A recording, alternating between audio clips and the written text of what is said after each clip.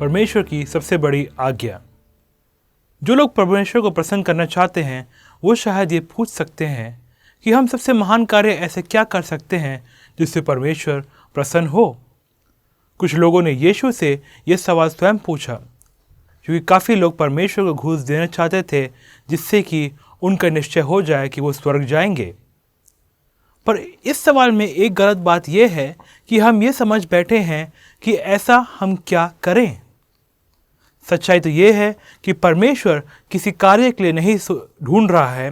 परमेश्वर ऐसा नहीं चाहता कि हम कोई कार्य करें, बल्कि परमेश्वर चाहता है कि हम उससे एक व्यक्तिगत रिश्ता साझा करें। यीशु मसीह ने लोगों को बताया कि परमेश्वर लोगों से व्यक्तिगत संगति करना चाहता है, जो कि उसके प्यार पे आधारित हो, ना कि वो चाहता है कि लोग कुछ ऐसा कार्य करें जिससे परमेश्वर प्रसन्न हो। जब फरीसियों पर चला कि यीशु मसीह ने सदूसी लोगों को शांत कर दिया है, तो वह फिर से इकट्ठा हुए और इस बार वह एक वकील को अपने साथ में लेके गए ताकि वे यीशु मसीह की परीक्षा ले सकें और उसे जान सकें कि कैसे उसे चुप कराया जा सके। तो उन्होंने यीशु मसीह से ये सवाल पूछा कि हे गुरु, हमें ये बता कि कानून के अनुसार सबसे बड़ी आज्ञा कौन सी है। फरीसी लोग हमेशा यीशु मसीह से जांच पड़ताल करते थे और सवाल जवाब किया करते थे, क्योंकि उनके गुरुओं ने सिखाया था कि उनके बीच में 613 ऐसी आज्ञाएं हैं जो कि किसी भी यहूदी लोग को नियमों का पालन करना ज़रूरी है। उन 613 आज्ञाओं में वो सभी चीज़ें थी जो उन्हें करनी थी या तो फिर उन्हें नहीं करनी थी। और ऐसा माना जाता है कि उसमें उन्होंने विभाजन किया था कि कुछ ऐसी आज्ञाएं हैं जो कि बहुत ही कठोर हैं और उन्हें मानना बहुत ही कठिन है लेकिन ज़रूरी है, किंतु उसमें कुछ ऐसी आज्ञाएं भी थी जिनको हल्के रीति से लिया जा सकता था।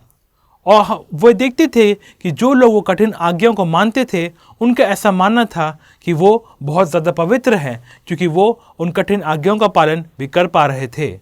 फरीसियों के इस साधारण से सवाल का भी यीशु मसीह ने एक साधारण सा जवाब दिया। उन्होंने कहा कि अपने परमेश्वर से सबसे ज़्यादा प्रेम करें, अपने पूरे दिल और अपने पूरे मन से, अपने पूरे धन दौलत सब चीज़ों से परमेश्वर से प्रेम करें। ये सबसे महान और पहली आज्ञा है। इसके बाद दूसरी आज्ञा ये है कि अपने पड़ोसी से अपने समान प्रेम करें। सारे न्याय और भविष्यवक्ता भी इस बात की पुष्टि करते हैं, जैसे कि हम देखते हैं मत्ती 22 उसके 34 से 40 में। यीशु मसीह ने उनको जो उत्तर दिया वो यहूदिया में चल रहे उस समय की सोच के अनुसार था। उसने मूसा के नियम परमेश्वर से प्रेम करने को और लेवी व्यवस्था में दिए नियम के अपने पड़ोसी से प्रेम करने को मिला के कहा कि जो जोर परमेश्वर दे रहा है वो प्रेम पर है। यहूदी लोग अंगीकार करते हैं कि परमेश्वर एक है और उसे प्रेम करना चाहिए। यीशु मसीह ने जानकर इन दो नियमों को एक किया और कहा कि परमेश्वर से प्रेम करें और उनसे भी प्रेम करें जिन्हें परमेश्वर ने बनाया है अपने स्वरूप में। इसलिए ज़रूरी है कि हम अपने पड़ोसी से, अपने आसपास रहने वाले लोगों से हम स्वाभाविकता रूप से प्रेम करें। फरीसियों को लग रहा था कि वो परमेश्वर से प्रेम करने में बहुत सक्षम हैं और वो सही तरीके से इसे कर रहे हैं, लेकिन यीशु मसीह ने दर्शाया कि अभी भी बहुत सारी चीज़ों की ज़रूरत है जिससे कि दर्शा सके कि सचमुच में परमेश्वर से प्रेम करते हैं। लेवी व्यवस्था के उसी अध्याय में हम देखते हैं कि परमेश्वर ने बताया कि किस प्रकार हमें उन लोगों से भी प्रेम करना है जो हमारे समाज के नहीं हैं। प्यार के कारण ही, प्रेम के कारण ही बढ़कर परमेश्वर ने इजरायलियों को मिस्र में से निकाला और मिस्र से बचाया। परमेश्वर की यही इच्छा थी कि यहूदी लोग भी प्रेम करना सीखें। अभी तक यहूदियों का यह था कि वो अन्य यहूदी लोग से ही प्रेम करते थे और बाकी लोगों को प्रेम नहीं करते थे, उन्हें नकार देते थे या तुच्छ समझते थे। लेकिन परमेश्वर ये चाहता था कि उनके कार्य द्वारा, उनके शब्दों द्वारा वो उन सब से प्रेम करे जिनसे परमेश्वर प्रेम करता है, जिसे परमेश्वर हम सब से एक समान प्रेम करता है। जब फरीसी उसके घेर के उससे सवाल कर रहे थे कि सबसे बड़ी आज्ञा कौन सी है, तो यीशु ने उनसे पूछा कि तुम्हें क्या लगता है, मसीहा कौन है, वह किसका पुत्र है। दूसरे शब्दों में देखा जाए तो यीशु मसीह उनसे ये पूछना चाह रहे थे कि परमेश्वर का सबसे महान पुत्र जो कि मसीहा है कौन है। कौन है वो जिसको मसीहा के नाम से हम जानते हैं। यीशु मसीह की सेवकाई में हम देख सकते हैं कई जगह उन्होंने इस बात पर जोर दिया कि वो पूछना चाह रहा था कि परमेश्वर द्वारा, उसके पिता द्वारा भेजा गया मसीहा कौन है।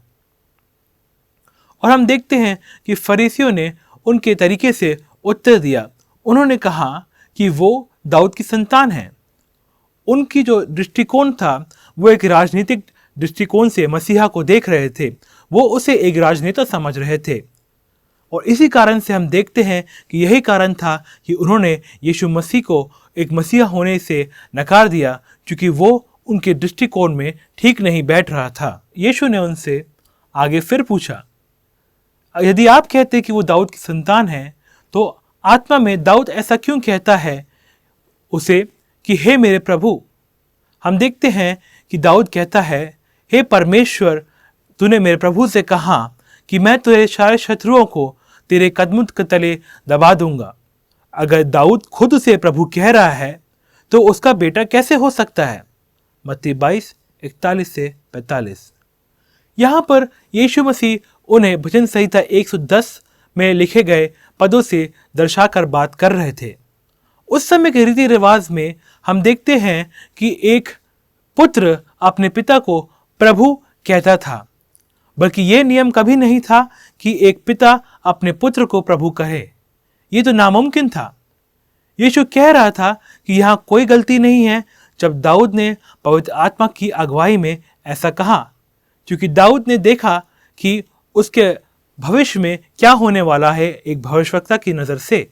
दाऊद ने देखा अपने भविष्यवक्ता की नज़र से पवित्र आत्मा की अगुवाई में कि उसके वंशज में से एक पुत्र उत्पन्न होगा जो कि मसीहा कहलाएगा। परमेश्वर जो कि देहधारी होकर देह में इंसान के रूप में आएगा, जो कि दाऊद की वंशावली का होगा। और यीशु ने इस बात को स्पष्ट रूप से बताया कि सिर्फ एक दिव्य पुत्र ही इन शब्दों को बता सकता है जो कि दाऊद ने पवित्र आत्मा की अगुवाई में कहे थे। और हम देखते हैं कि इस सवाल का जवाब सुनने के बाद फरीसी फिर एक बार शांत हो गए, लेकिन इस बार हमेशा के लिए, क्योंकि उनके पास उससे पूछने के लिए और कुछ नहीं रह गया था, क्योंकि वो इस बात का प्रति उत्तर नहीं दे पा रहे थे। और उस दिन के बाद से उनने कभी फिर उससे दोबारा सवाल पूछने की हिम्मत नहीं की। ये कहानी इसलिए महत्वपूर्ण है क्योंकि ये हमें परमेश्वर की दो महान आज्ञाओं के बारे में बताती है। यीशु मसीह जो कि हमारा मसीहा है, उसकी सच्चाई के बारे में बताती है।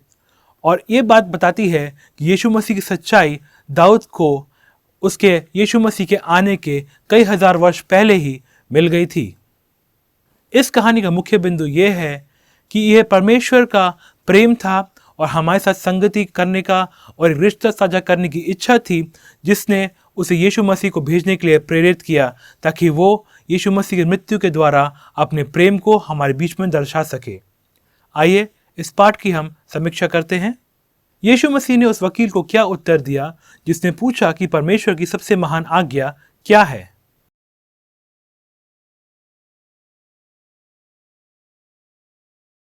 यदि आपने उत्तर दिया कि परमेश्वर से अपने पूरे तन मन धन, अपने जीवन से, अपने दिल से, अपने हृदय से, अपने हर चीज़ों से उसे प्रेम करो, तो आप सही हैं।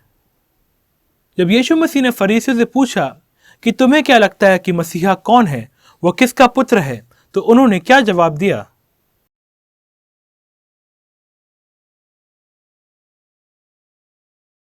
यदि आपने उत्तर दिया कि फरीसियों ने कहा और वो दाऊद की संतान होगा, क्योंकि उनका नजरिया देखने का एक राजनीतिक नजरिया था, तो आप सही हैं। दाऊद को कैसे पता था कि उसका एक वंशज मसीहा कहलाएगा।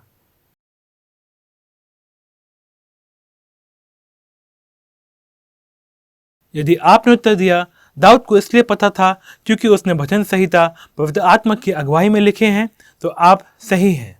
इस पाठ को लेकर आपका गृह कार्य यह है कि आप इस कहानी को कई बार सुने और स्मरण करें और किसी ऐसे व्यक्ति के साथ बांटें जिसने पहले इसे नहीं सुना है। इस कहानी को बताने के बाद आप उनसे सवाल पूछें कि परमेश्वर ने उनके व्यक्तिगत जीवन में अपना प्रेम कैसे दर्शाया है और क्या उन्होंने कभी किसी और को जो ज़रूरत में था वही प्रेम दर्शाया है। और इस कहानी को अपने अन्य साथियों के साथ बांटें।